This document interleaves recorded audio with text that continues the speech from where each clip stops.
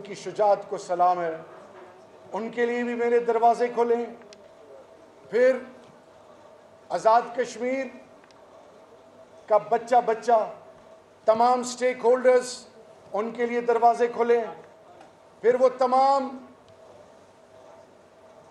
کی stake holders, civil society, ہم سیکھیں گے آپ سے، ہم آپ کے ساتھ بیٹھ کے ایک ایسی سوچ اپنائیں گے جس سے آپ کو پتہ چلے کہ آپ اس کاز کا حصہ ہیں اور اس کے ہر فیصلے میں آپ برابر شریک ہوں گے انشاءاللہ، کیونکہ اس سے پہلے ڈسکنیکٹ تھا، اور اس ڈسکنیکٹ کو میں یہ آپ سے وعدہ کرتا ہوں کہ انشاءاللہ فخر امام صاحب میرے بزرگ ہیں، باقی وہ سٹالورٹس جو کشمیر کمیٹی کے چیئرمین رہے ہیں، میرا اور ان کا کوئی کمپیریزن اور مقابلہ نہیں، لیکن میں یہ آپ سے وعدہ کرتا ہوں انشاءاللہ، کیونکہ رب قرآن میں کہتا ہے کہ جیسے گمان کرو گے ویسے فیصلے کروں گا۔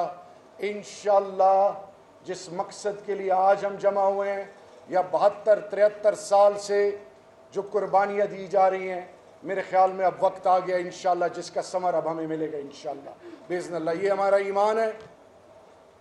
میں آج جلدی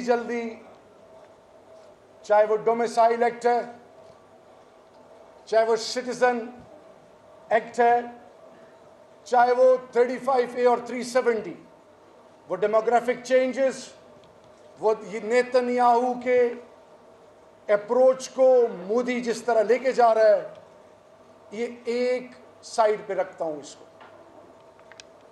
دوسری طرف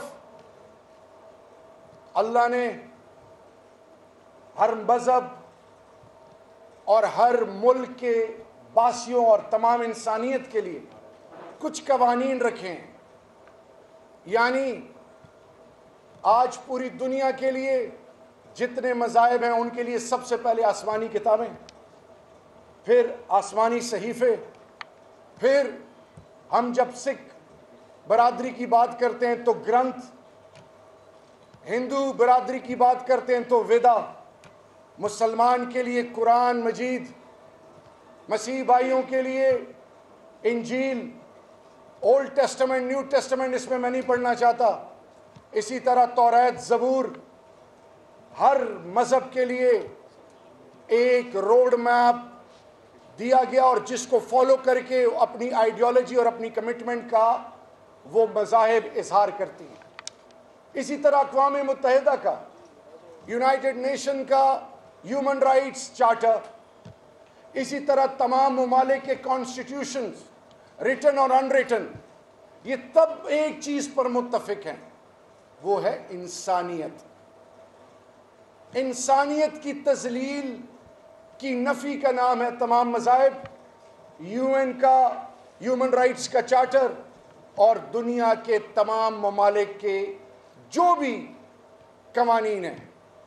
آج میں ذرا یاد دلانا چاہوں گا ان قوتوں کو جو شاید ماضی کو بھول چکے ہیں۔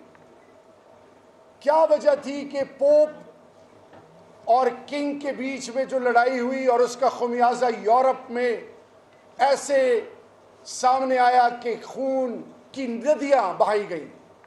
وہ کون سی ایسی وجہ تھی کہ جب اقتدار کے نام پہ یہ سب قوتیں، مونارکی ہو یا چرچ ہو یا وہ تمام قوتیں جو اپنی ذاتی مفادات رکھتی تھیں، کیا پھر پہلی جنگ عظیم دنیا بھول گئی؟ پھر لیگ آف نیشن بنی۔ لیگ آف نیشن کیوں بنی تھی؟ لیگ آف نیشن اس لیے بنی تھی کہ اس سے پہلے نیشن سٹیٹ سسٹم میں مائٹ از رائٹ، جس کے پاس طاقت ہے اگلوں کو کچلتا ہوا اقتدار کی خاطر، نئے علاقوں کی خاطر، ان کے وسائل کی خاطر لوگوں کو اور انسانوں کو کاٹتے اور ان کی تذلیل کرتے، جیسے بغداد میں ہلاکو نے کیا تھا۔ آج دنیا یہ کیوں بھول رہی ہے کہ ہم نے مہذب بننا تھا؟ آج دنیا 17 نکاتی ایجنڈے سسٹینیبل ڈیولپمنٹ گولز کی بات کرتی ہے۔ آج دنیا کہتی ہے کہ اور تو چھوڑیں، ماحولیات اور جانوروں کے حقوق کو ویلیو کرو، لیکن دوسری طرف ہم تاریخ بھولنے والی وہ ایک بدقسمتی سے وہ قوتیں جو اس دنیا پر مختلف طریقے سے ان کا اثر ہے یا ان کے اختیار میں جو چیزیں ہیں، تو لیگ آف نیشن اس لیے ناکام ہوا کہ جرمنی سے انہوں نے بہت سارے علاقے لیے اور جرمنی کو اپاہج کرنے کی کوشش کی. پھر جب چیک اینڈ بیلنس نہیں تھا تو جرمنی نے سب سے پہلے کام کیا شروع کیا؟ طاقت بڑھانی، چاہے وہ سمندری طاقت، چاہے وہ کنونشنل ویپنز ہوں. ہر لیول پر جرمنی اپنے پاؤں پہ کھڑا ہونے کے لیے کہ میں اپنی عزت اور اپنا وہ جو ماضی ہے اس کے لیے اور اپنی آنے والی نسلوں کے لیے جرمن قوم نے پھر کیا کیا؟ چیک ریپبلک، پولینڈ، اور میں تاریخ میں نہیں جانا چاہتا. پھر دوسری جنگ عظیم پوری دنیا کے سامنے، اس کے کیا نتائج آئے؟ 1945 میں اقوام متحدہ کا مقصد کیا تھا بنانے کا؟ مقصد یہ تھا کہ سب کو عزت دینی ہے.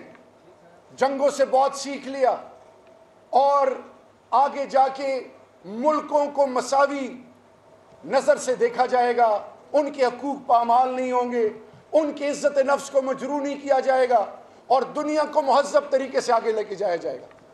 اقوام متحدہ کے اندر پرماننٹ سیکیورٹی کاؤنسل ممبر بنے، نان پرماننٹ بنے، مختلف ہیومن رائٹس کو جنیوا میں الگ کیس کے لیے الگ سوچ اور فکر اور ہر ملک کی نمائندگی ہو اور ہر ریجن کی نمائندگی ہو.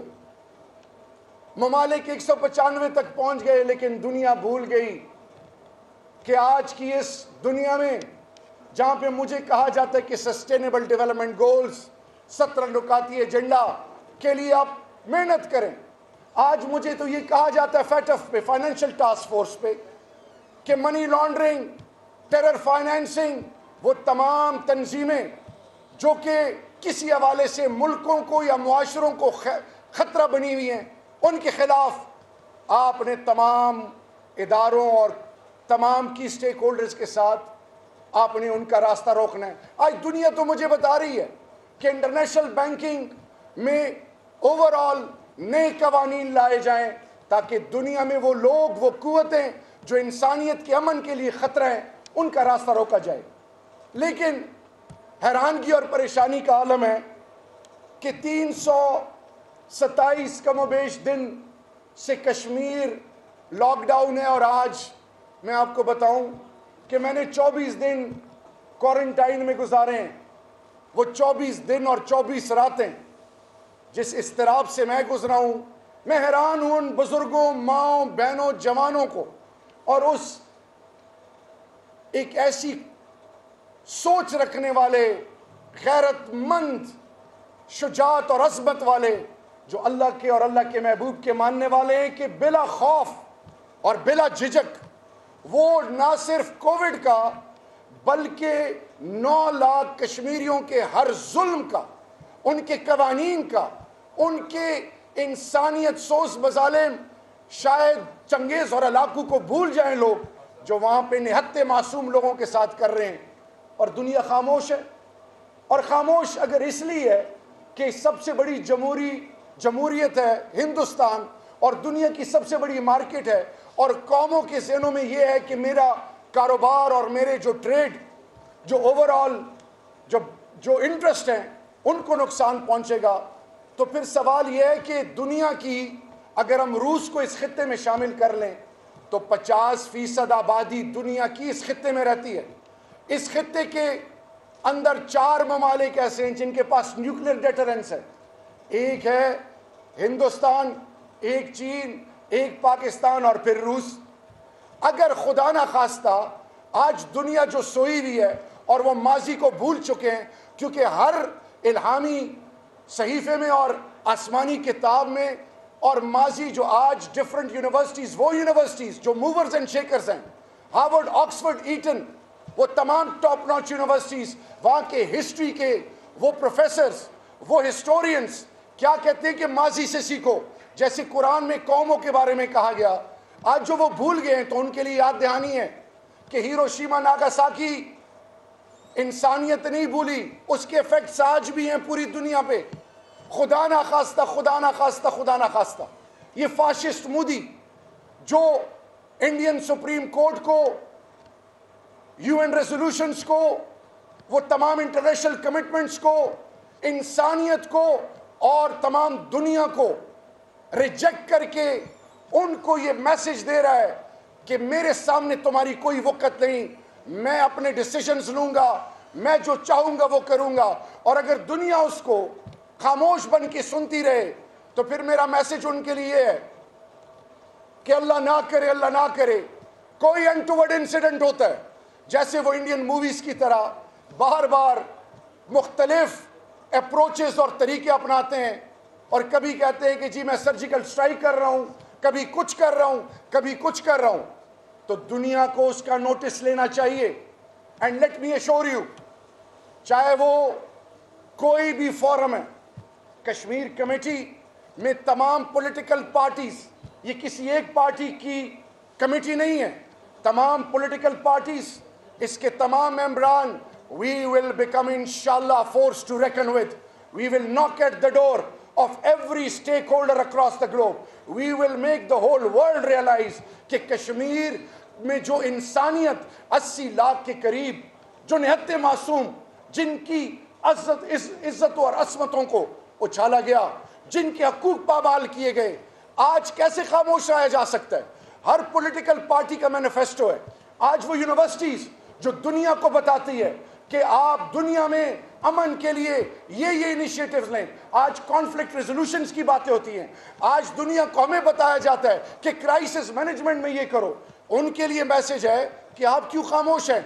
उनके एकेडेमिया को, उन यूनिवर्सिटीज़ में हमने सेमिनार्स कराने हैं, वहाँ पे जाके हम कश्मीर के कमेटी के मेंबर्स, आपके की स्टेक होल्डर्स, वो पार्लियामेंटेरियंस जो कश्मीरी निजात यूरोपियन यूनियन में, दुनिया के प्रॉस्परस वर्ल्ड के उन पार्लियामेंटेरियन को एंगेज करेंगे, ह्यूमन राइट्स की तंजीमों को एंगेज करेंगे, हम पोप के पास भी जाएंगे, हम हर मजहब और सोच के रखने वालों के पास जाएंगे। I have already started writing to them इंशाल्लाह। और तो छोड़ें, हिंदुस्तान के लोगों से हमारी कोई दुश्मनी नहीं, हम हिंदुस्तान के 20-22 करोड़ मुसलमानों के अलावा उन तमाम मजहब और तमाम हिंदू और जिस मजहब के रहने वाले हैं उनके पास भी जाएंगे और हम यूरोप और अमेरिका को भी ये बताएंगे कि आपके जो फ्यूचर प्लान्स हैं, जो कि मुख्तलिफ शक्लों में हैं, जब आप आज अगर आंखें बंद कर लें कबूतर की तरह, तो कल आपका फ्यूचर तो सिक्योर रह ही नहीं सकता।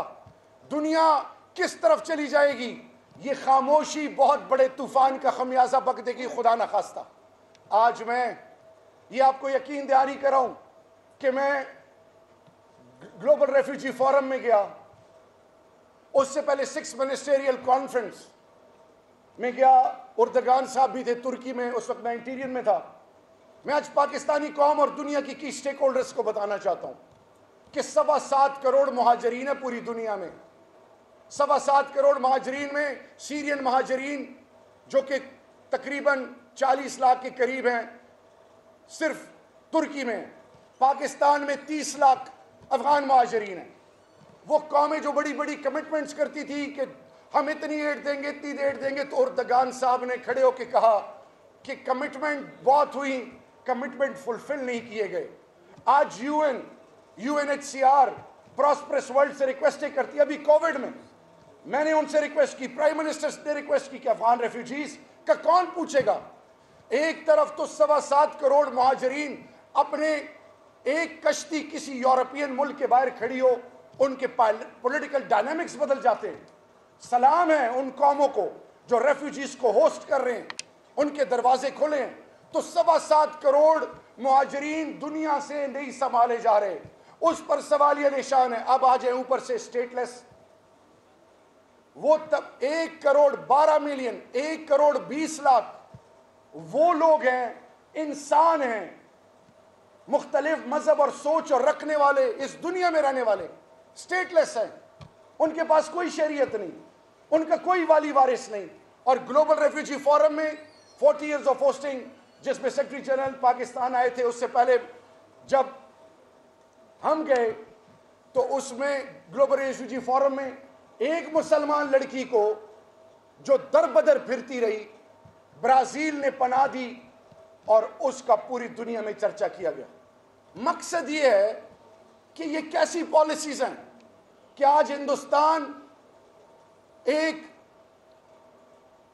دنیا کے امن سے کھیلنے کے لیے کھلے عام دنیا کو چیلنج کر رہا ہے، اور دنیا کے وہ ممالک جو اللہ نے ان کو ہر نعمت سے نوازا، ان کے وسائل بھی ہیں، وہ اپنی معاشی پرائرٹیز اور انٹرسٹ کو سامنے رکھ کے ہندوستان کے آگے بات کرنے سے کترا رہے ہیں۔